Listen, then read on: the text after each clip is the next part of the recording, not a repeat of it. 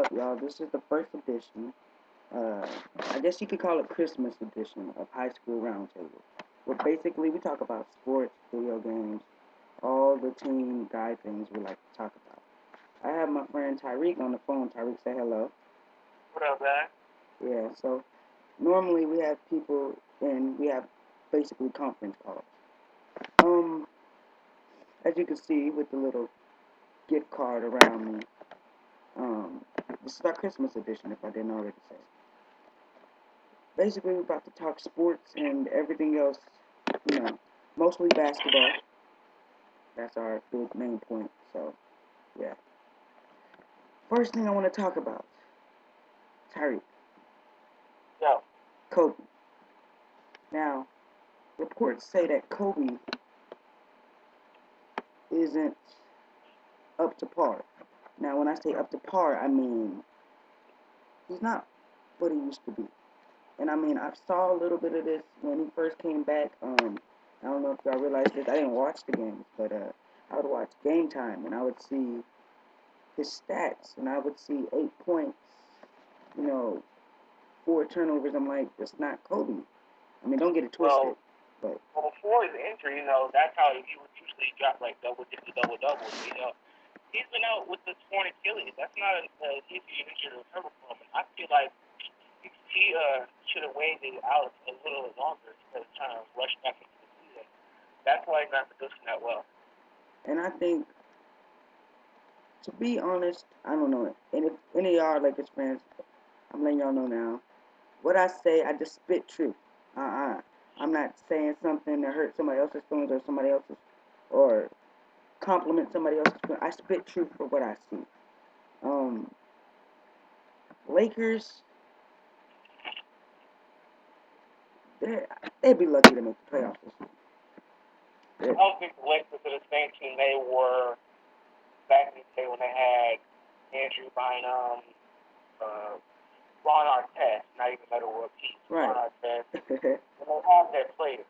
I think and now they try to do some kind of rebuild this season with Kobe and hurt. mhm. They're not going to be the same team. and here's what I think why they're not going to make a eighth seed at least. You got teams like, well, first I was going to say the Grizzlies, but the Grizzlies have made dumb transactions. Well, I'll talk about those in other episodes. But you have teams like the Nuggets. You got Tyreek Spurs.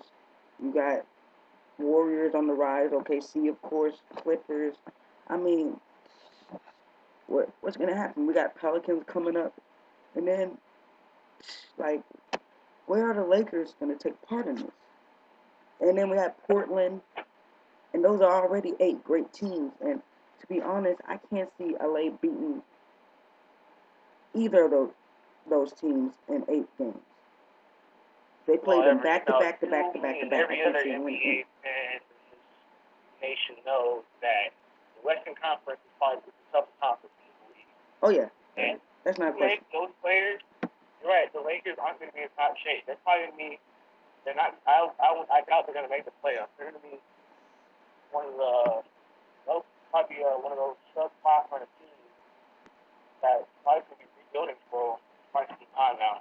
Yeah, and the way I feel about it is just like, first of all, I don't even think Mike Brown should have got fired because, to be honest, it wasn't the coach's fault. And then you bring in another coach, nothing really changed. I mean, nothing. I just don't feel. I mean, he's back in Cleveland. He's doing his thing. Go ahead. You got Kyrie. You got another first round draft pick in Anthony Bennett, the first pick actually. And so I ain't even tripping about that. But the Lakers, Kobe. I mean, you know your body better than anybody else, but you've done so great. I mean, I honestly didn't think Steve Nash could do anything when he brought him when he came part of the team. And what you were saying about Mike Brown, yeah, it wasn't Mike Brown's fault. As a matter of fact, in his first season, they actually did pretty well for a team that wasn't going to be the same. True. Maybe they have every team has a slow start, and you cannot immediately fire a coach after a slow start. That's the mistake Brooklyn made. Yeah. Wouldn't put that in later episode as well. Yeah, I don't understand why he went either. Because when I was watching the little series on NBA TV, that little association series. I thought he was doing a great job as a coach. That's just my opinion. But let's move on to the next topic. This is one that is very near and dear to my heart. I don't know if y'all know this. I want to talk about the Chicago Bulls. I'm I'm gonna bring this out in the beginning. I'm not gonna be just a Bulls talking person. I'm talking about everybody. But I want to talk about one of my favorite. Well, it is my favorite. It is my team. I don't have a favorite team. I have only one team. And if they're not winning, I don't care about everybody else. Now, for the series, I'm gonna report about everybody else. But Chicago is my team. I mean, I don't know what else to say. But let's just get into it. I don't know what's the problem. I feel like an 0-10 Portland team right now Portland. with the No, injuries and you're just right. They do. I have a feeling that Derrick Rose is going to be the next Brandon Roy. now. I don't understand why people keep doing this. They want a dog on Rose, but let me tell you something. First of all, I can pretty much say I'm pretty sure he's gonna come back fine without a doubt. He, yes, he's been through a couple things, but I think he's gonna be fine. But people Everybody continuously. has that hope, that optimism in the team. But this is I my have the thing. optimism on third. This is my thing. They continuously dog on him, but you don't hear people talk about Danny Granger, who's continuously been out on injuries. You heard a bit about Andrew Bynum. Um, I think honestly, because they don't talk about it, Derrick Rose, has been more of a maybe more of a key player to a team. I mean, with the Pacers, Danny Granger, he is not the star of the team anymore. I think Paul George took over that the reins of that. So right, that's really but the reason why Paul George took that was because of Granger being hurt. That was the second option. So, I think what they did, they probably just thought they did it for a reason. They probably did it like really small. You couldn't even tell. Realized that Derrick Rose got hurt again. Maybe that's honestly don't know. That is the head of critics everywhere. That's not me. and the team was struggling, man. I mean, we're struggling. We first of all, I want to point out that nobody can beat Miami like we can. That's a fact. I'm sorry.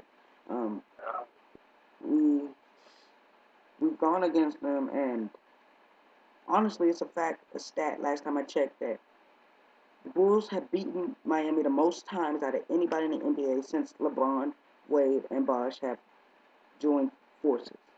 So I'm thinking that in order for us to take another step, we need to make a trade, not for Rose, but possibly at the 3 or 4. And we have our tails between our legs right now, basically, because Rose being hurt again just shocked us, basically. Like we're getting back into our groove and everything, and then boom, Rose hurt. It really is hard to deal with. But I think that, well, first of all, he said that he might be back for the playoffs. He said if his knee feels fine, then he'll be back for the playoffs. I feel that if he comes back for the playoffs, it would have been the same thing as last year. Because he comes back, oh, Derrick Rose is back. Now what do we do? Because I can't remember how to play with him because we saw the rust. I don't know if you watched any of our early games, but I saw the rust on our team from the get go because they're like, oh, Derrick Rose is back. I forgot that I got cut when he's driving because most likely they might double him and I might be, this the rust.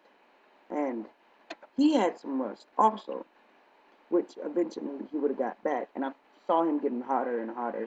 But just the team, I think Tom Thibodeau's a great coach, to be honest. I think Tom Thibodeau's a wonderful coach. Um, I just think that the trade needs to happen. Rose needs some help. Defensively, we're great, but we need somebody on, on offense also. I love Butler. Um, That's how I feel about that. But we need help. Well, honestly, I want to say that yeah, you're right. That's true. They need help. That's what they try to do with Michael Dunleavy and Tony Snell, but obviously that's not working as well. So maybe they do need to find someone in the trade, maybe in the free agency. Who knows? All right, there we have it, you guys. That's our first episode of High School Roundtable. We talk about sports, video games, just everything high school teens love to talk about, basically. Come back, like a video, subscribe, tell your friends about it, tell your other friends who have friends about it. You know, everybody tell everybody about it. We're gonna have a lot of videos. Hopefully, we can get some 2K gameplay. Probably. I'm trying to get a good, decent, not even decent, great video game recorder. Get some video game footage too, some walkthroughs, playthroughs, and stuff. So be looking forward to that. We're gonna have. I'm gonna put 2 more episodes up tonight. This basically this is not a Christmas edition, but Christmas, I guess you could say, on the road to Christmas edition. Yeah. All right, you guys. This is Everett and Tyreek. We signing out. Tyreek, anything you want to say before we roll out? Yeah, and if you want thing to talk about, leave us a couple comments, and we'll make sure to talk about it. Most definitely. All right, you guys. Appreciate the subscribers. I love you guys. See you in the next one.